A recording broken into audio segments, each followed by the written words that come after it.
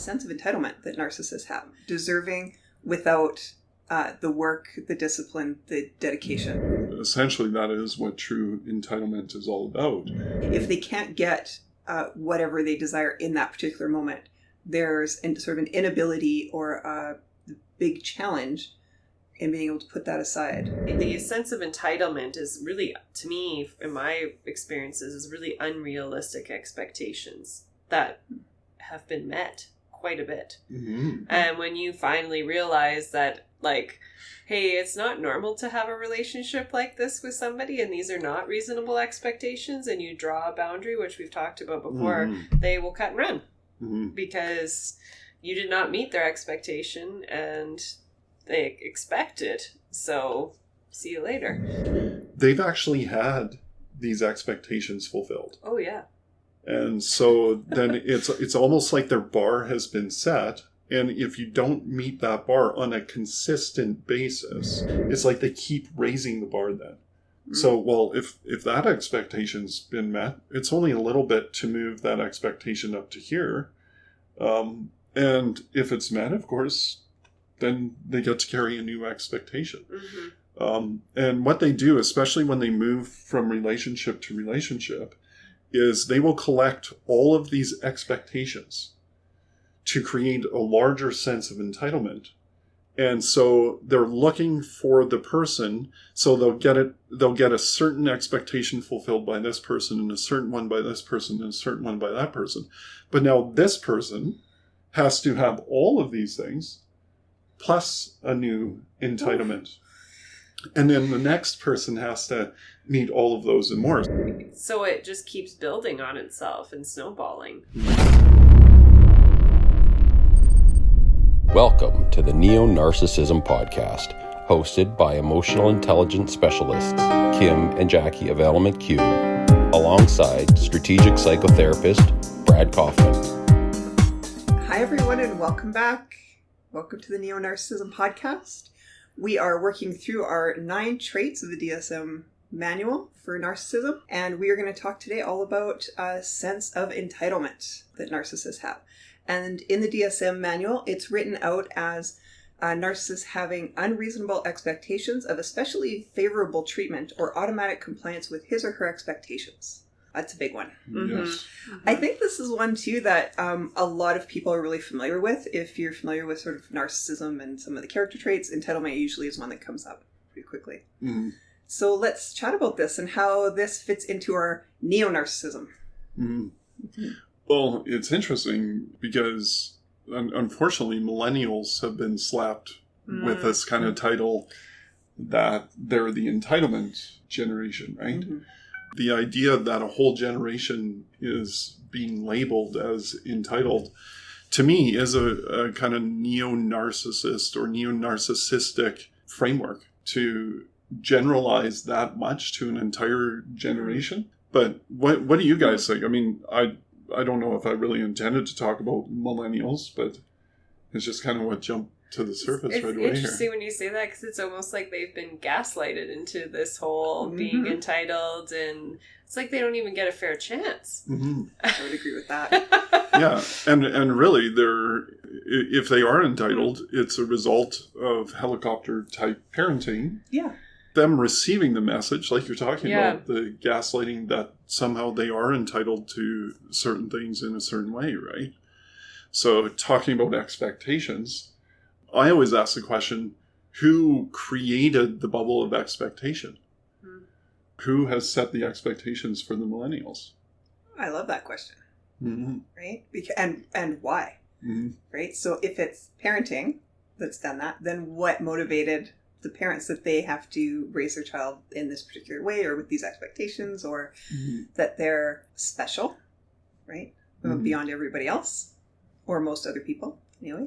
Well, I think it's interesting. It is. And I think it's cloudy because I think some of the things that people think about millennials in terms of them having these expectations, I think they've also just questioned society.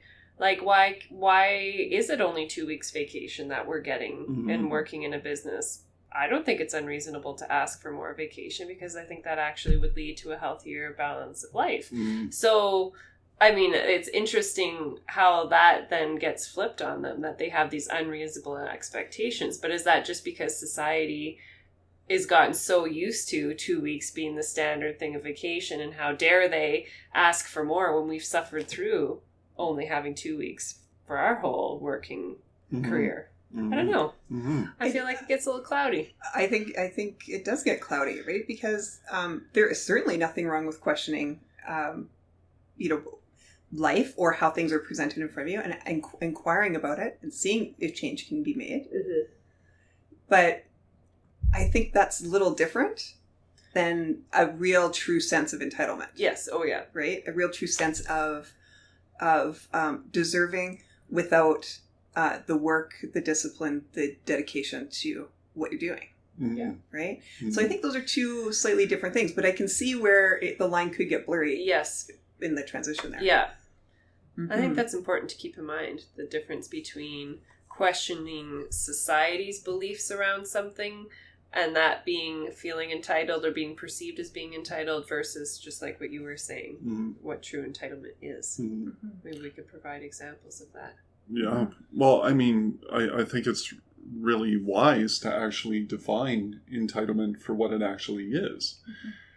Expecting something without putting something in, or without an investment of something, essentially that is what true entitlement is all about.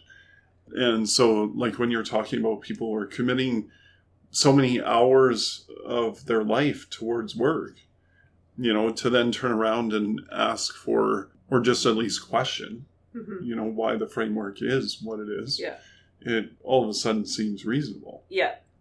So, but yeah, the older generations, right, they look at that and, they call it entitlement. Yeah. So there's a difference between critical thinking and questioning versus entitlement too. Like, I think it like, to me, it just feels like the waters are murky there. Well, critical thinking and questioning would go hand in hand. Yes.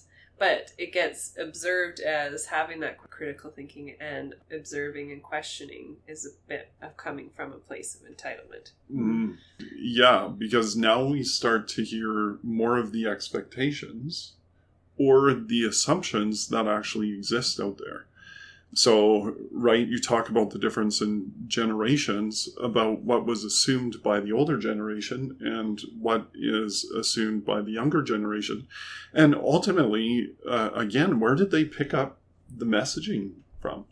Did they just get sick of certain things? Now, I do think that this has a lot to do with media and that type of thing, for people to see that, oh, there's an outside of the box. And I would argue, like, our generation or older, we're Gen Xers, if I'm on the fence. Oh, are you on the fence?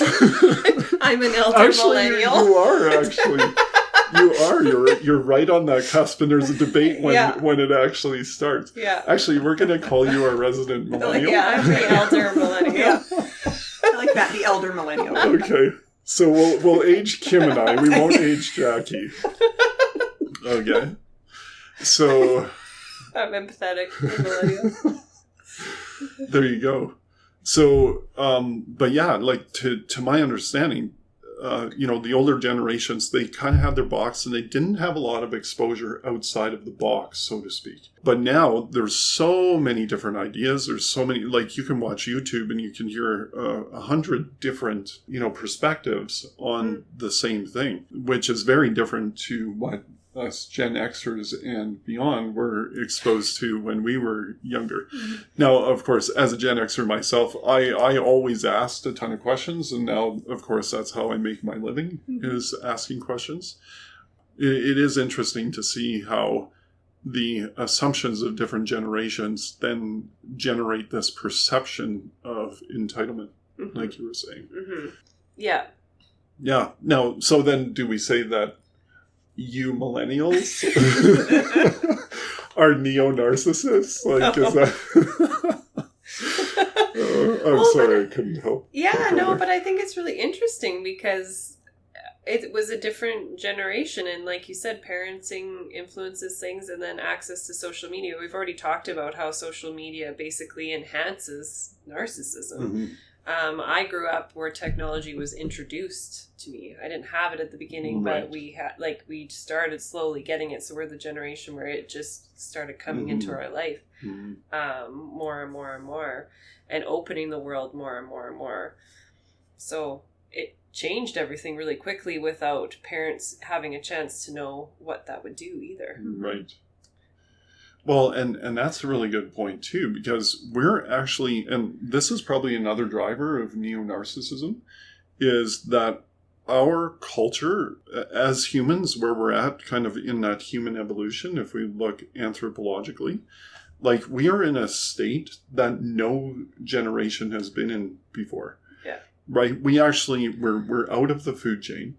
Right? Mm-hmm. We don't walk out our front door and worry about wolves attacking us, at least in North America. We don't worry about that. And also, we live in a land of plenty, whereas previous generations lived in a land of scarcity. So instant gratification was the thing that actually kept previous generations alive.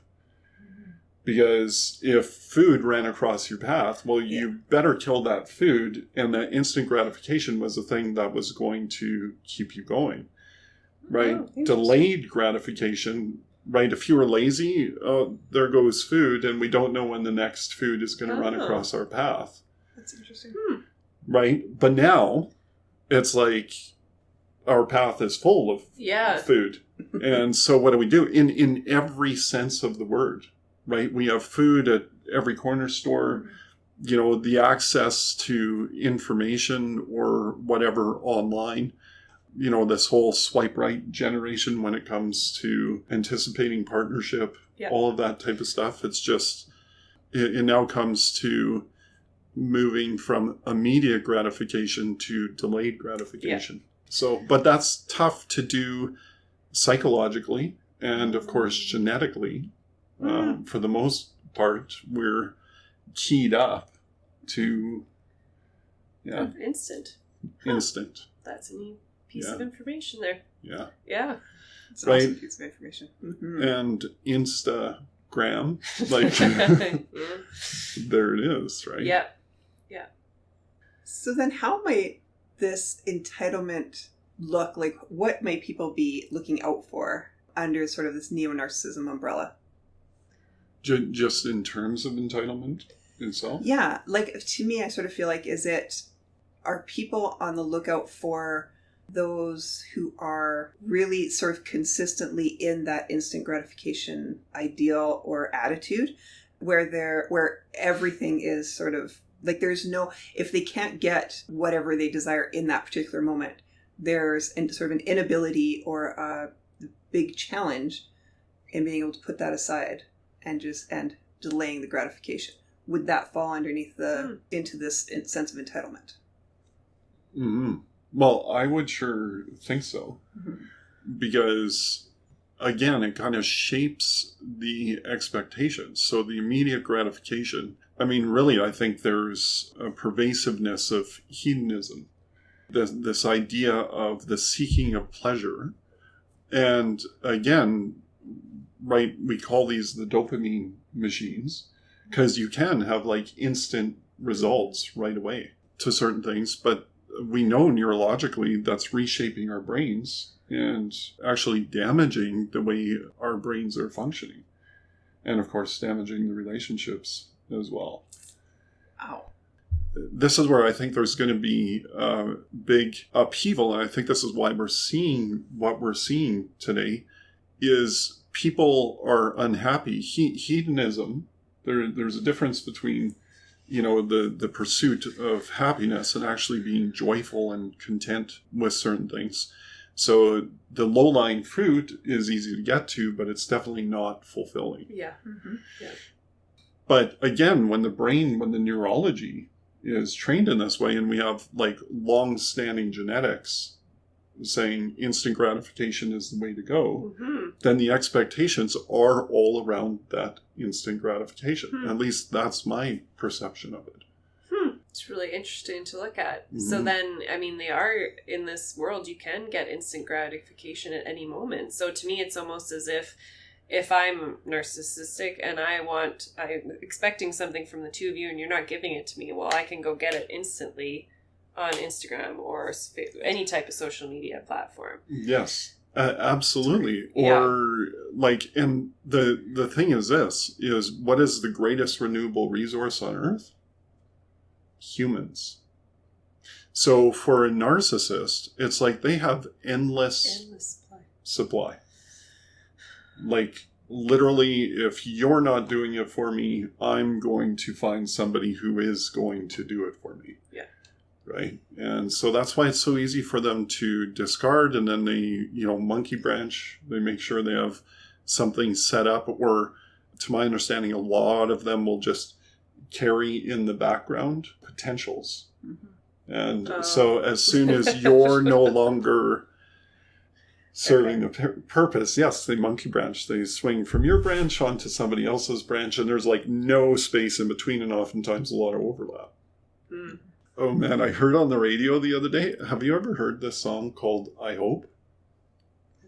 Oh, is this where I hope she breaks your... I hope she like falls in love with you and is on, then I hope she breaks your heart, or she cheats on you or something? Yes, I have heard that. It's unbelievable. And like, I believe that, like, when I heard that, I was like, it hit something in me, and it kind of showed where I'm at in my own personal process and recovering from the narcissistic abuse. Mm-hmm. So the song basically goes along like this, and I'm kind of paraphrasing it. So she's singing, and she's wishing her ex, like, all good things. Mm-hmm. Like, I hope you fall in love with the next person. Basically this idea, I hope they sweep you off your feet and you have everything you need. And as soon as you're in your highest of high bliss, and then I hope they cheat, like you cheated on me, mm-hmm. type thing. So it's that whole, and then there's a line in there, hope what goes around comes around, where those that have been through narcissistic abuse have this hope, even although they're great, wonderful people, they've been so wounded that they hope the other person will be wounded, the narcissist will be wounded in the same way, can feel the pain. Yeah. The thing is, at that point, the narcissist doesn't invest at that level to truly feel that depth of pain. They would never. They would never. Yeah, they can feel the ego pain, mm-hmm. But they can't feel the true soul pain, right? Anyway, that's just a little bit of a aside. But yeah, so this idea, though, of their human resources being that the supply is just absolutely endless. It's true. So then, in a way, they can carry entitlement. Yeah. Because there's no end. Yeah. Mm-hmm. Like you guys were saying, no end to the supply. Mm-hmm. Yeah, they can tap into whoever they want, be as parasitic as they want, draw out as much as they can, mm-hmm. and as soon as you're worn down and beat up, you're out of resources. Yeah. Then they move on. Yeah.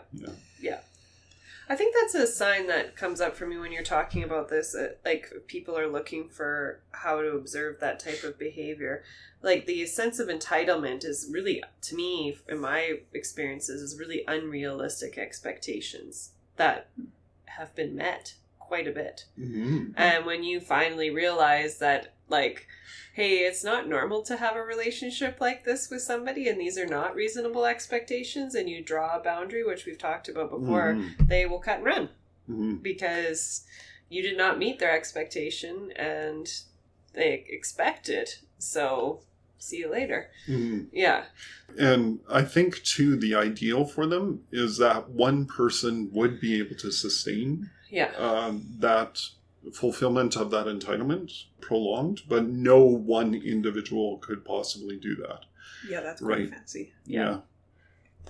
Didn't mean to interrupt you there. No, that's a good way to say it. I just think that's quite a fantasy for narcissists to think that, like, oh, well, I'll just pick this person. And then when they're not good enough, I was like, oh, that's their fault. They weren't good enough. Now I'll just pick this person. Mm-hmm. No, that's going to continue forever, mm-hmm. right? Even if they do manage to hold on to somebody for an extended period of time or for a lifetime, they're still in the background. There's all of these other people, mm-hmm. right? And all these other feeds happening. And that person, I don't know, mm-hmm. has to be going through some stuff mm-hmm. to be sticking around that long. Yes. Well, I've seen it, of course, where they have their main source who is stable, consistent, and almost like a slave. Mm-hmm. And that person is stuck in that cycle with the narcissist. So that's what we call a codependency type framework. And then, of course, they want the excitement and everything, but this consistent person doesn't offer that excitement. So then they have to jump, like you're saying, they have to have these other supplies on the side. Yeah. And again, within their fantasy worlds, they may be able to justify it. Mm. And I think the other thing to point out here too is it's all external. Like nothing's coming from an internal fulfillment, right? Mm-hmm. It's all other people's responsibility or external resources. Mm-hmm. Yeah. There was something else too when Jackie, you were mentioning, or I guess in your conversation, you guys were mentioning sort of this they'll cut and run, right? When they're done with you. I think there's that side of it, but there's also, because narcissism comes with often can be paired up with other mental health issues, other comorbidities. So I don't think all narcissists cut and run, right? I think people can be narcissistic and have other things that will actually prevent them from doing sort of the traditional route of narcissism. Yes. Well, right. This is where it comes down to how good are they at getting new supply. So in my estimation, it is how well they can do that on whether they're going to cut and run. If they don't feel that they can secure as good of supply, they'll settle for what they can get, and then you're stuck in that cycle of love bombing, and then devaluing, love bombing, devaluing. And so it takes those who are within the narcissistic abuse to be able to draw the healthy line to get out of it. But you're right. Some narcissists may not have the personality to be able to do that. They may not have the charisma, whatever it is, to be able to go out and find other supply. So I think that's a really great it's a really great thing to sort of distinguish between, right? Because I think if, like, with our listeners, people listening and be like, oh, well, maybe this person's not narcissistic because they don't discard and cut and run, right? So that they may not see that piece of it. But that doesn't mean that all, so if it quacks like a duck. Right, exactly. Yeah. Exactly, when the shoe fits, right? Yeah. Okay. Anything else we want to add to the sense of entitlement? Well, I think what is helpful when it comes to the sense of entitlement is really that word expectation and how heightened their expectations are. And I'd like to just kind of pick away at what you talked about too. Like, they've actually had these expectations fulfilled. Oh, yeah. And so then it's almost like their bar has been set. And if you don't meet that bar on a consistent basis, that's really important. Yeah. Because at the beginning, they'll let you fall below the bar as long as you get back up there. And if you're a really good supply, they'll have a lot of tolerance for that. But over time, the tolerance for you falling below that bar, once you're meeting that bar consistently, and I think we talked about this maybe in the last one or previously, it's like they keep raising the bar then. So, well, if that expectation's been met, it's only a little bit to move that expectation up to here. And if it's met, of course, then they get to carry a new expectation. And what they do, especially when they move from relationship to relationship, is they will collect all of these expectations to create a larger sense of entitlement.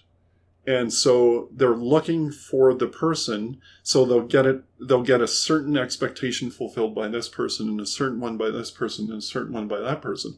But now this person has to have all of these things, plus a new entitlement. And then the next person has to meet all of those and more. So this is why the aging narcissist becomes more frantic. They become more demanding. They become meaner, right? So The Aging Narcissist. There's a good book. Yeah, and that's an episode all on its own. It is. Wow, that's I hadn't. So it just keeps building on itself and snowballing. Like, I can see how that would make you pretty angry down the line if you'd had all these things met over time, a lifetime. Mm-hmm. And then now you can't, and they all build up, and they're all supposed to be fulfilled at the exact same time, and they aren't. And they can't find the supply anymore. No supply is good enough. So then they just start cycling through supply like crazy. Or if they get old enough, they just go, oh, fine, I'm going to settle for this supply, and if I can abuse them, then you end up with people, that codependency where people get abused for years and years and years with an aging narcissist. Yeah. Okay. So, and then you get the aging neo-narcissist, which would be a whole different story. Oh, yeah, because then you throw in all the other mental health issues that are going on there, and it's like, a lot of times those that are abused, narcissistically abused, will be the ones that find themselves in the counseling room, sitting there suicidal, trying to figure out what they're supposed to do, right? So, and feeling like they don't have any good options. Yeah. And remember, you don't know how to deal with something until you know what you're dealing with. We look forward to seeing you on the next podcast.